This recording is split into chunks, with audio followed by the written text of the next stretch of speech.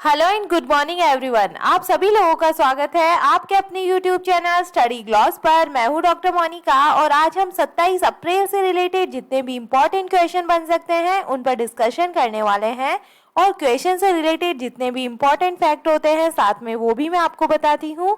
ये हमारा Telegram channel है, यहाँ पर आपको क्विज अवेलेबल हो जाएगी और इस लेक्चर की पीडीएफ भी आपको यहाँ मिल जाएगी। ये आपके लिए आज का मोटिवेशनल कोट है, दुनिया की कोई परेशानी आपके साहस से बड़ी नहीं है। इसी मोटिवेशनल कोट के साथ में हम स्टार्ट करते हैं आज का सेशन। फर्स्ट क्वेश्चन है, who has become the new vice chairman of NITI Aayog. NITI Aayog के नए उपाध्यक्ष कौन बन गए हैं? तो इसका करेक्ट आंसर होगा सुमन के बेरी बन गए हैं। डी इसका करेक्ट आंसर है। कैबिनेट नियुक्ति समिति द्वारा जारी एक आदेश के अनुसार सरकार ने राजीव कुमार के इस्तीफे और सुमन बेरी की नियुक्ति को अधिकृत किया है।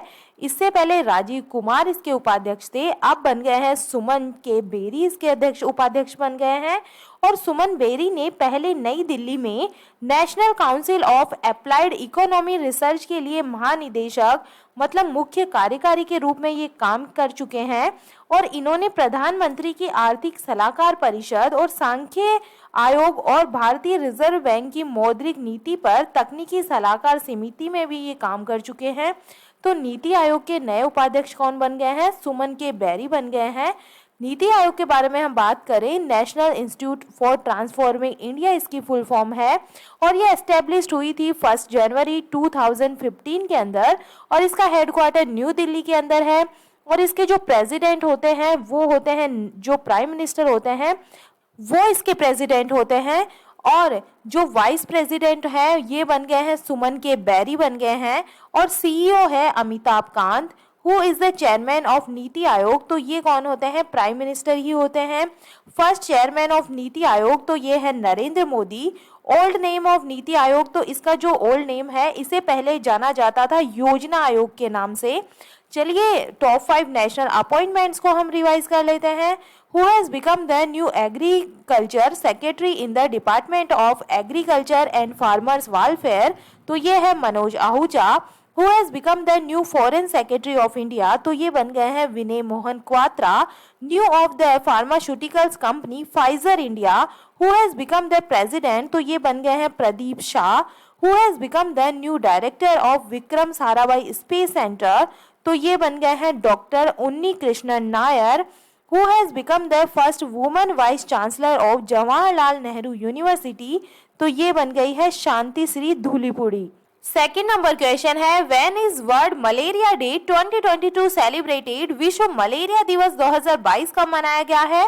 तो ये मनाया गया है 25 अप्रैल को। ई इसका करेक्ट आंसर है।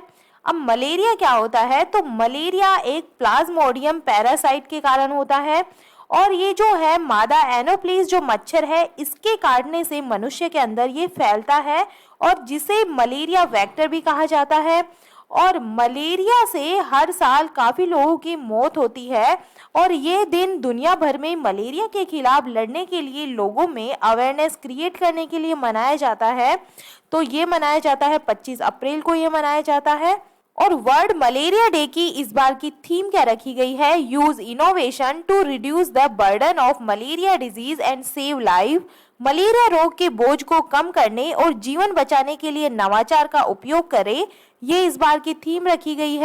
चलिए टॉप 5 डेज को रिवाइज कर लेते हैं। नेशनल सेफ मदरहुड डे हमने मनाया है 11 अप्रैल को। वर्ल्ड होम्योपैथी डे हमने 10 अप्रैल को मनाया है। वर्ल्ड हेल्थ डे मनाया जाता है 7 अप्रैल को। इंटरनेशनल माइंड अवेयरनेस डे हमने 4 अप्रैल को मनाया है। ऑटिज्म डे और ऑटिज्म अवेयरनेस डे हमने 2 अप्रैल को मनाया है। थर्ड नंबर क्वेश्चन है, India will give additional $500 million in aid to which country? Bharat किस देश को अतिरिक्त $500 मिलियन की सहायता देगा?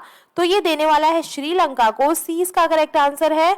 भारत श्रीलंकाई द्वीप राष्ट्र को ईंधन खरीदने में मदद करने के लिए अतिरिक्त $500 मिलियन की वित्तीय सहायता प्रदान करने वाला है और ये दूसरा $500 मिलियन का गैसोलीन क्रेडिट है जो भारत ने श्रीलंका की सरकार को दिया है, जो वर्तमान में देश के सबसे बड़े वित्तीय संकट से जूझ रहा है।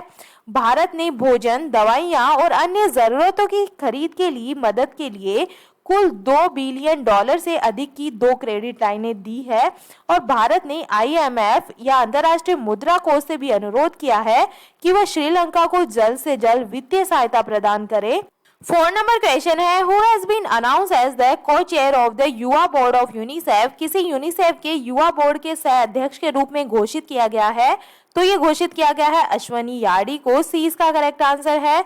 भारत में कैपेजेमिनी के CEO अश्विन याडी संगठन के सह अध्यक्ष के रूप में यूनिसेफ के प्रतिनिधि यासुमासा किमुरा के साथ तुरंत शुरुआत करते हुए संगठन में शामिल हो गए हैं और युवा बोर्ड अब निर्णय लेने वाली संस्था के रूप में काम करेगा, जिसमें अधिकांश संस्थापक भागीदार और बोर्ड के सदस्य पैसे और कार्यात्मक विशेषज्ञता के साथ युवा सचिवालय की मदद करने के लिए समय और संसाधन प्रदान करेंगे और हर साल 4 YPAT सदस्य निदेशक मंडल में शामिल होते हैं ताकि ये सुनिश्चित हो सके कि उनके समुदाय का अच्छी तरह से प्रतिनिधित्व हो।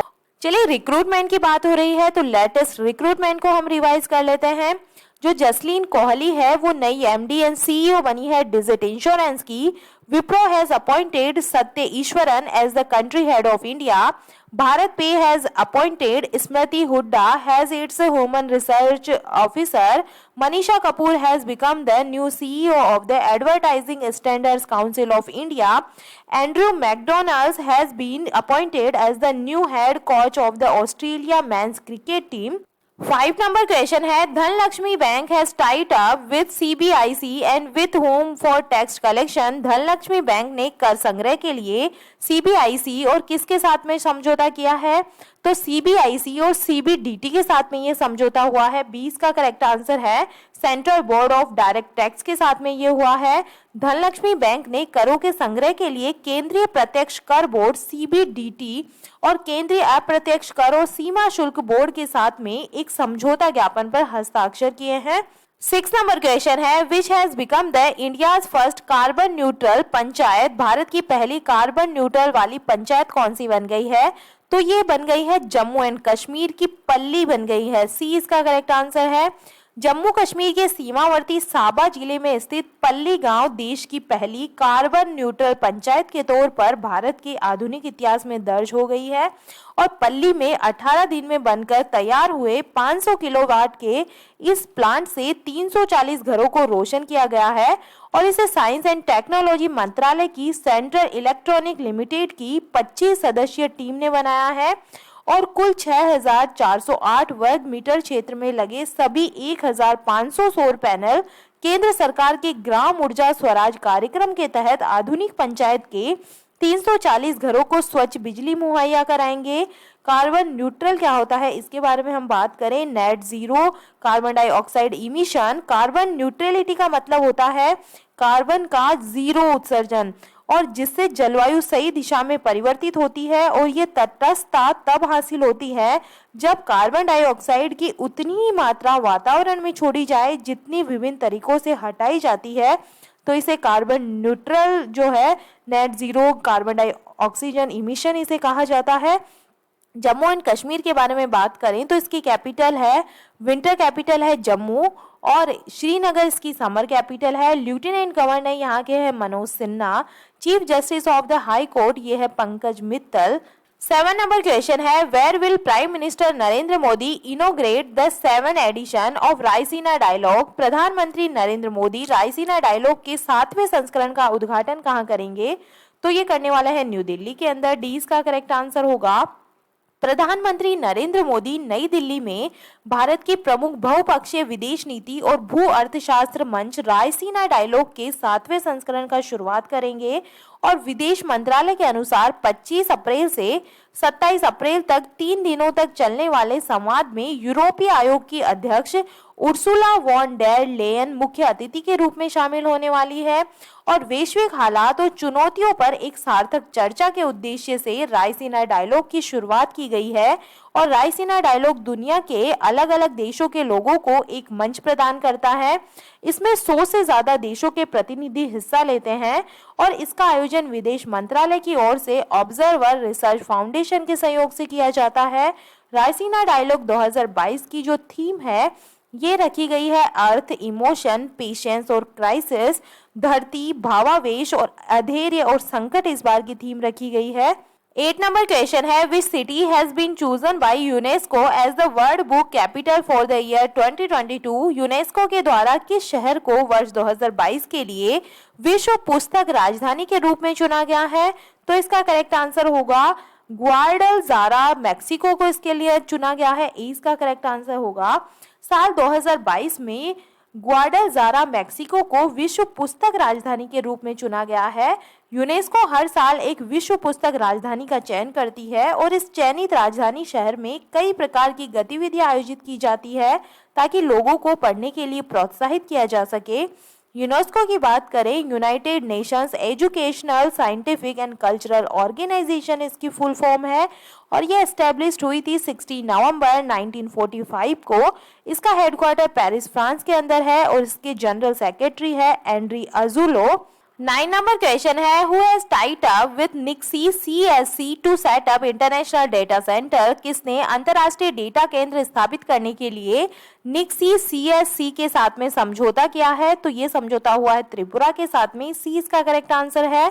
त्रिपुरा राज्य सरकार ने राज्य में एक अंतरराष्ट्रीय ग्रेड डेटा केंद्र स्थापित करने के लिए निक्सी सीएससी डेटा सेवा केंद्र के साथ में एक समझौता ज्ञापन पर हस्ताक्षर किए हैं और अनुमानित डेटा सेंटर स्थापित करने के लिए national internet exchange of India NIXI और CSC e governance services limited ने NIXI CSC data services centre नामक एक संयुक्त उद्यम का गठन किया है और ये जो जॉइंट वेंचर है, ये कंपनी डेटा सेंटर में 150 करोड़ रुपए का निवेश करेगी, जबकि राज्य सरकार केवल जगह की आपूर्ति करेगी।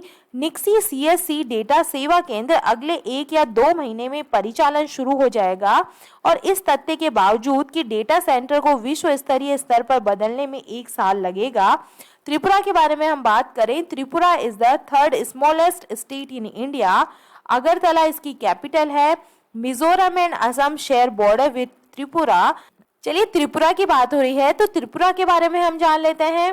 त्रिपुरा भारत का तीसरा सबसे छोटा राज्य है और इसकी जो कैपिटल है ये है अगरतला और जो मिजोरम और असम है ये त्रिपुरा के साथ में क्या करते हैं, बॉर्डर शेयर करते हैं। और जो माणिक्य वंश था, माणिक्य वंश, उसके अंदर जो त्रिपुरा साम्राज्य और फिर रियासत त्रिपुरा राज्य पर शासन किया, जिसे भारत आज त्रिपुरा के नाम से जानता है। और जो 5 माउंटेन रेंज है ये त्रिपुरा के अंदर है। ये कौन कौन सी है? बोरोमुरा है, अथरमुरा है, लोंग थराई है, शाखान है और जो जम्पुई हिल्स है ये यहाँ पे सिचुएटेड है। 10 नंबर क्वेश्चन है, where has the first digital bus service been inaugurated. पहली डिजिटल बस सेवा का उद्घाटन कहाँ किया गया है? तो ये किया गया है मुंबई के अंदर, महाराष्ट्र में। ए इसका करेक्ट आंसर है। महाराष्ट्र के राज्य पर्यावरण मंत्री आदित्य ठाकरे ने मुंबई की पहली पूरी तरह से डिजिटल बस का उद्घाटन किया है, जो गेटवे ऑफ इंडिया से चर्च गेट के मार्ग पर एक अनूठी टैप इन टैप आउट सुविधा के साथ में लॉन्च की गई है और भारत में पहली बस सेवा जो पूरी तरह से डिजिटल है। और ये जो फैसिलिटी है ये इस रूट की सभी 10 बसों में लागू की जाएगी और बाद में पूरे शहर के सभी 438 रूटों पर इसका विस्तार किया जाएगा। और ये देश की पहली 100% डिजिटल बस सेवा है और इसका उद्देश्य बस टिकट प्रणाली के डिजिटलीकरण को बढ़ाना है और ये प्रणाली यात्रियों को सुविधा और सुगमता प्रदान करेगी, क्योंकि वे अपने स्मार्ट कार्ड का उपयोग करके या चलो ऐप के माध्यम से टैप करने में सक्षम होंगे, जो उनके स्मार्टफोन पर इंस्टॉल किया जा सकता है। और ये जो यात्रा है ये पूरी करने के बाद में यदि वे ऐप का उपयोग टैप आउट करने के लिए करते हैं तो उन्हें अपने मोबाइल फोन पर एक रसीद प्राप्त होगी और यदि वे स्मार्ट कार्ड का उपयोग करते हैं तो वे अपना टिकट भी प्राप्त कर सकते हैं। चलिए टॉप 5 इंडियाज फर्स्ट को हम रिवाइज कर लेते हैं। Where will India's first biomass based hydrogen plant be set up. तो ये कहाँ पे बनने जा रहा है? खंडवा, मध्य प्रदेश के अंदर ये बनने जा रहा है। Which has become the first union territory of the country to be integrated with the national single window system। तो ये कहाँ पे है? जम्मू एंड कश्मीर के अंदर है।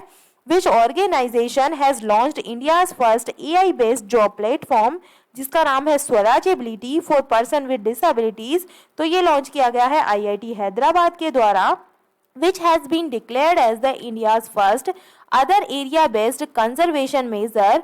तो ये मिला है अरावली बायोडाइवर्सिटी पार्क गुरुग्राम को। India's first geological park will be built in which state. तो ये बनने जा रहा है जबलपुर मध्य प्रदेश के अंदर। चलिए 26 अप्रैल के जो एमसीक्यू है जल्दी से हम इन्हें रिवाइज कर लेते हैं। फर्स्ट क्वेश्चन है, सैन्य अभियान के नए महानिदेशक कौन बन गए हैं?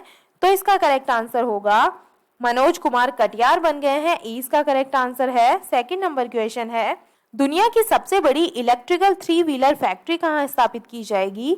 तो इसका करेक्ट आंसर है तेलंगाना इंडिया के अंदर। सी इसका करेक्ट आंसर होगा। आइवर कोस्ट के प्रधानमंत्री कौन बने हैं? तो थर्ड नंबर क्वेश्चन का आंसर होगा पैट्रिक अची बने हैं। ए इसका करेक्ट आंसर है। फोर्थ नंबर क्वेश्चन है, पहले अतुलनीय भारत अंतरराष्ट्रीय क्रूज सम्मेलन 2022 का आयोजन कहाँ किया जाएगा? तो ये किया जाने वाला है मुंबई के अंदर महाराष्ट्र में। 20 का करेक्ट आंसर होगा। 5 नंबर क्वेश्चन है, प्रॉक्टर एंड गैम्बर इंडिया के नए सीईओ कौन बन गए हैं? तो ये बन गए हैं एलवी वैद्यनाथन बन गए हैं। इसका करेक्ट आंसर है। 6 नंबर क्वेश्चन है, दिल्ली के नए मुख्य सचिव कौन नियुक्त हुए हैं? तो इसका करेक्ट आंसर होगा नरेश कुमार हुए हैं। सी इसका करेक्ट आंसर है। 7 नंबर क्वेश्चन है, इंडिया इंटरनेशनल कॉन्क्लेव 2022 में किसे ग्लोबल पीस एम्बेसडर के रूप में चुना गया है? तो इसका करेक्ट आंसर है बबीता सिंह को। सी इसका करेक्ट आंसर होगा। 8 नंबर क्वेश्चन है, दुनिया का सबसे बड़ा और सबसे जटिल लाइव फायर साइबर रक्षा अभ्यास लॉक्ड शील्ड 2022 किस देश में आयोजित किया जाएगा? तो इसका करेक्ट आंसर है एस्टोनिया के अंदर। सी इसका करेक्ट आंसर होगा। 9 नंबर क्वेश्चन है, विजडन क्रिकेट अल्मनैक ने भारत के किन 2 खिलाड़ियों को वर्ष 2022 के लिए 5 सर्वश्रेष्ठ क्रिकेटरों में शामिल किया है? तो ये शामिल हुए हैं रोहित शर्मा और जसप्रीत बुमराह। सी इसका करेक्ट आंसर होगा। 10 नंबर क्वेश्चन है, भारतीय अमेरिकी चैम्बर ऑफ कॉमर्स ने 6वें प्रतिष्ठित उद्यमी नेतृत्व पुरस्कार 2022 से किसे सम्मानित किया है? तो इसका करेक्ट आंसर है विवेक लाल को। 20 का करेक्ट आंसर होगा। और ये था कल का स्टडी ग्लॉस क्वेश्चन। केंद्रीय मंत्री सर्बानंद सोनोवाल ने ड्रेजिंग संग्रहालय का उद्घाटन कहां पर किया है? तो इसका करेक्ट आंसर होगा विशाखापट्टनम आंध्र प्रदेश के अंदर ये किया गया है। 20 का करेक्ट आंसर होगा। और ये है आप लोगों के लिए आज का स्टडी ग्लॉस क्वेश्चन। भारतीय दूतावास ने नेताजी सुभाष चंद्र बोस की 125वीं जयंती के अवसर पर प्रदर्शनी कहां पर खोली है? तो इसका करेक्ट आंसर आप मुझे कमेंट सेक्शन में दीजिएगा। ये हमारा टेलीग्राम चैनल है, यहाँ पर आपको सारे क्वेश्चन क्विज के फॉर्मेट में अवेलेबल हो जाएंगे और इस लेक्चर की जो पीडीएफ है वो भी आपको यहाँ पे मिल जाएगी। यहाँ जाकर आप ज़्यादा से ज़्यादा इन क्वेश्चंस की प्रैक्टिस कर सकते हैं। आई होप आपको ये सेशन पसंद आया होगा। अगर पसंद आ रहा है तो इसे लाइक कीजिए, अपने दोस्तों के साथ में शेयर कीजिएगा। तो चलिए मिलते हैं हम एक नए सेशन के साथ में। Thank you.